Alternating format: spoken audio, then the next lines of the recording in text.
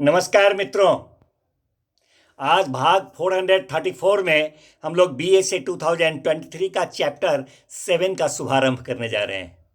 Chapter 7 में मित्रों section 104 से लेकर 120 तक कुल 17 धाराएं हैं जो सब के सब हमें बताते हैं of the burden of proof, means to से सबूत के भार के विषय में।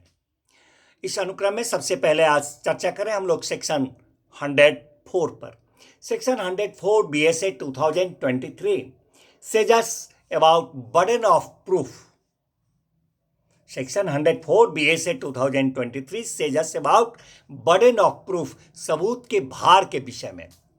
कहता है मित्रों ये सेक्शन कि जब कोई व्यक्ति न्यायालय से यह चाहता है, न्यायालय से ये उम्मीद करता है कि न्यायालय ऐसे किसी विधिक अधिकार अथवा ऐसे किसी विधिक दायित्व के बारे में निर्णय दें जो कि उन तथ्यों के अस्तित्व पर निर्भर करता है जिन तथ्यों के बारे में वह व्यक्ति दृढ़ कथन न्यायालय से कर रहा होता है।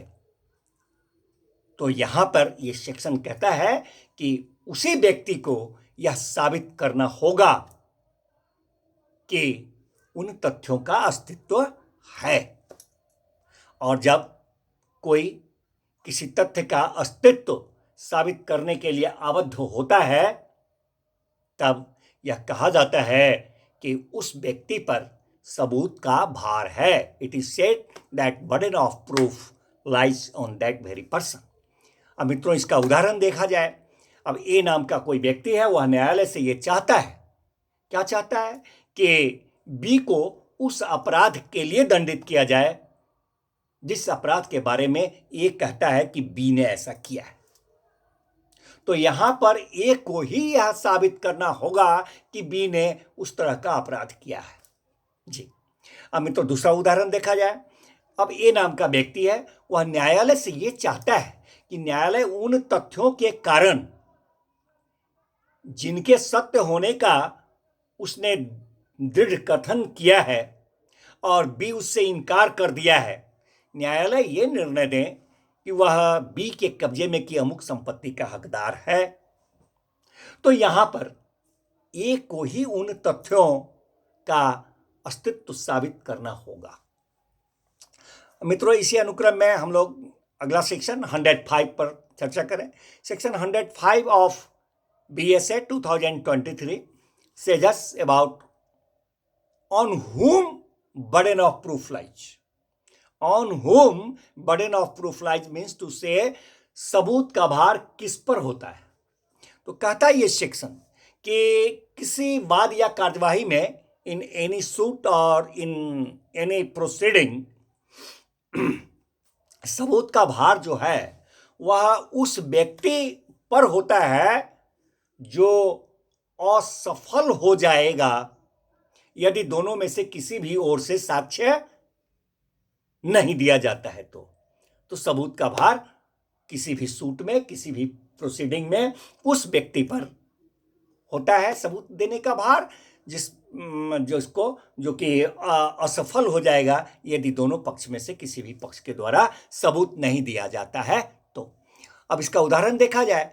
बी पर उस भूमि के लिए, बी नाम के व्यक्ति पर उस भूमि के लिए ए जो है सूट दायर करता है, वाद लाता है। जो भूमि जो है बी के कब्जे में है और जिसके बारे में ए दृढ़ कथन करता है कि वह बी के पिता सी को वसीयत द्वारा ए के लिए दी गई थी। अब यहां पर यदि किसी भी ओर से कोई भी एविडेंस नहीं दिया जाए तो बी इसका हकदार होगा कि वह अपना कब्जा बनाए रखे। अतः सबूत का भार ए पर है। दूसरा उदाहरण देखें। अब बी पर एक बंध पत्र पर देय धन के लिए, बी नाम के व्यक्ति पर एक बंध पत्र पर देय धन के लिए ए जो है सूट दायर करता है, वाद लाता है। अब उस बंध पत्र का निष्पादन स्वीकृत है किंतु बी कहता है कि वह कपट के द्वारा अभिप्राप्त किया गया था। बी कहता है जिस बात का ए इनकार कर देता है, तो यहां पर कहता है मित्रों इस सेक्शन के अनुसार यदि दोनों में से किसी भी पक्ष के तरफ से कोई एविडेंस नहीं दिया जाए तो ए जो है वह सफल होगा, क्योंकि बंध पत्र विवादग्रस्त नहीं है और कपट साबित नहीं किया गया है। अतः सबूत का भार बी पर है। This is the section 105 BSA 2023। तो ठीक है मित्रों, इसी तरह बने रहिए और अच्छा लगे तो लाइक कीजिए, सब्सक्राइब कीजिए, पुस्तक से मिलाइए, कमेंट कीजिए, कुछ त्रुटि हो हमें भी बताइए। फिर मिलते हैं नेक्स्ट भाग में नेक्स्ट सेक्शन के साथ। धन्यवाद।